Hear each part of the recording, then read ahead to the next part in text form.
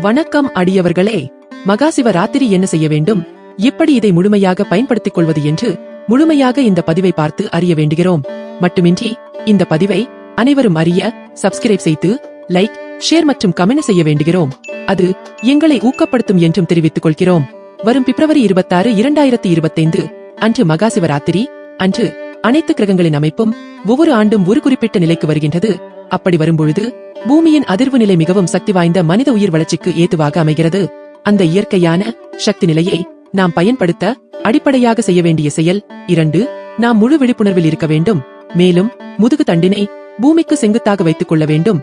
சக்தி வாய்ந்த சிவ ஆலயங்களில் திருத்தலங்களில் இருப்பது என்பது மேலும் உறுதுணையாக இருக்கும். அது மட்டுமின்றி மக்கள் தொண்டே இறை தொண்டு என்பதற்கு இணங்க மகாசிவராத்திரி தினத்தில் அடியவர்கள் என்ன செய்ய வேண்டும் என்று குருநாதர் உத்தரவும் கொடுத்துள்ளார். அதன்படி அனைவரும் பின்பற்றுதல் நன்று. ஆதிமூலனே, மனதில் எண்ணி செப்புகின்றேன் அகத்தியன். அப்பனே, அனைவருக்குமே எம்முடைய ஆசிகள். அப்பனே, சிவராத்திரி அன்று பகல் வேளையில் நல்லவிதமாக பசுக்களுக்கு அன்னத்தை கொடுப்பது சிறப்பு. அதாவது கோசாலைகளில் அல்லது தென்படும் பசுமாடுகளுக்கு அகத்திக்கீரை, புல்கட்டு, வெல்லம், வாழைப்பழம் போன்றவை பகல் நேரத்தில் வழங்க வேண்டும். சிவராத்திரி இரவில் அப்பனே, சிவந்தனை நினைத்து நல்ல முறையில் ஈசன் புகழ் பாடுவோருக்கும் மற்றும் இரவு நேரங்களில் அருந்த மூலிகைகளால் ஆன தேநீரை அப்பனே பிறருக்கு கொடுத்து வந்தாலும் சில பாவங்கள் நிச்சயம் கரையும் அப்பா.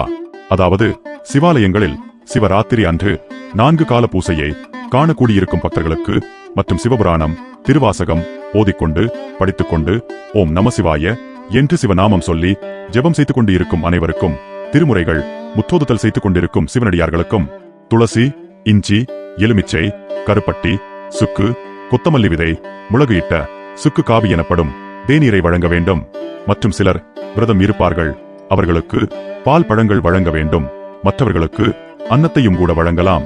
அது மட்டுமின்றி அப்பனே, பின் ஈசனுக்கு அதாவது லிங்கத்திற்கு வில்வ இலைகளையும் கூட பூசைக்கு அல்லது அர்ச்சனை அபிஷேகம் செய்வதற்கு கொடுத்தால் நிச்சயம் சில சாபங்களும் நீங்கும் அப்பனே.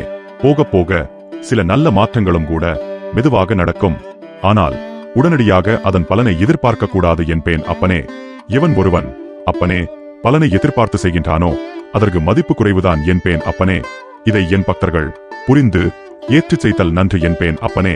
மட்டுமின்றி அன்றைய தினத்தில் அப்பர், சுந்தரர், மாணிக்கவாசகர், ஞானசம்பந்தர், தேவாரம், திருவாசகம் உள்ளிட்ட 12 திருமுறைகள் முத்தோதுதல் நன்று. பின் திருத்தலத்திற்கு செல்ல முடியவில்லையே என்று ஏங்குவோர்களும் கூட இல்லத்தில் தன்னால் இயன்ற தீபங்களை ஏற்றி அத்தீபத்தின் வழியாக ஈசனையும் பார்வதி தேவியையும் ஜோதியாக நினைத்து பதிகங்களை, அதாவது தேவாரம், திருவாசகம் பதிகங்கள் பாராயணம் செய்து வருதல் சிறப்பு தரும் என்பேன் அப்பனே.